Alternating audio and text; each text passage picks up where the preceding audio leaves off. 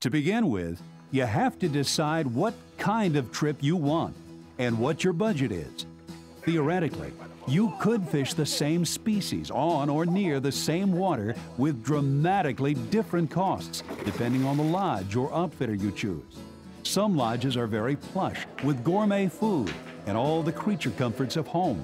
On the flip side, you can opt for paddle your own rafting or canoe trips where a bush plane drops you off and picks you up at a pre-designated time and place a number of days later. On trips of this nature, you can opt for a guide to assist you or do all your own cooking and camping at a reduced rate.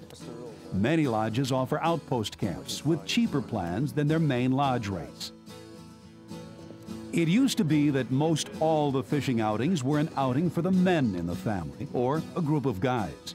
Nowadays, it's not uncommon to include your wife or whole family on a fishing trip. Alternatives to fishing are an important consideration when booking trips with a spouse or family. If you're going to include the family, there are some good options available. Western Dude Ranches offer things like horseback riding, camping, pack trips, as well as kids' activities such as swimming and art projects. While you take in some great Western trout fishing and the kids do their thing, your wife could ride horses, hike, shop, or just kick back by the pool with a book. This could be a good solution to a guilt-free vacation. Another popular family trip would be getting the family or spouse to the beach. Book a saltwater guide for a few days or half days and let the family enjoy the ocean front. These are just a couple of suggestions, and there are certainly a lot of other successful ideas that would work for family or spouses. Use your imagination and take the whole gang along now and again.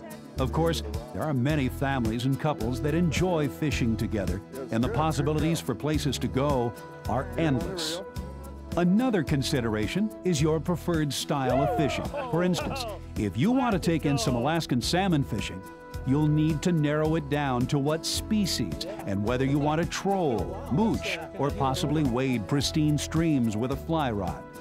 Make sure to talk to the lodge owner and determine whether the type of fishing you hope to do is a viable and productive option at the time of year you'll be there. Timing is often everything in fishing success, and this factor is multiplied when it comes to salmon. Of the 5 species of Pacific salmon, there are peak times for the spawning runs, and these runs vary from river to river depending on where they are geographically and other variables.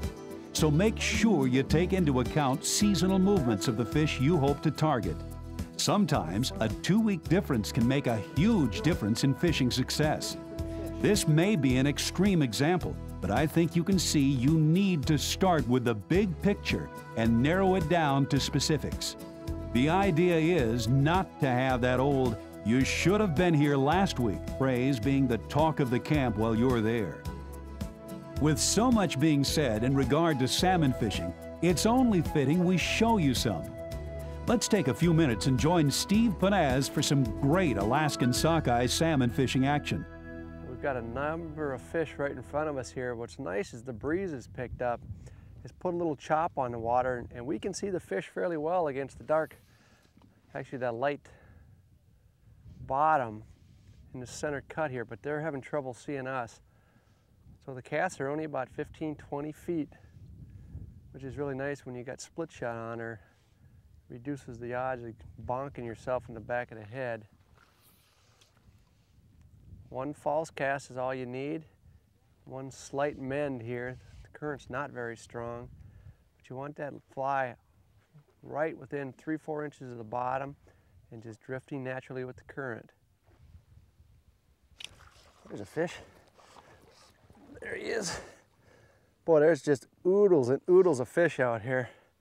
These sockeyes are big enough to really test your tackle if you're not, your drag isn't set right,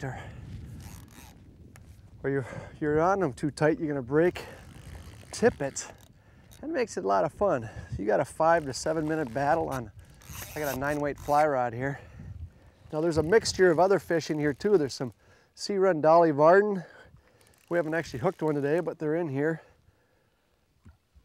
And I'm sure there's a mixture of some pinks and maybe some chum in here as well, but primarily this is loaded with sockeye right now. Oh, he's a strong fish. This guy is not giving up. It's another fish in that 8-pound class. Let's see, I got him hooked right in the corner of the mouth. It's a perfect place to get him. It's actually a fairly common place to get him when you're, gotcha. It's a little bit darker fish. Actually still nice and bright as far as food quality goes. See, I got him right in the corner of the mouth there. You know, this is the first chance I've actually had to fish sockeye salmon. To be honest with you, I'm very impressed. They're a challenge to hook, and once you do hook one, they're really strong fighters.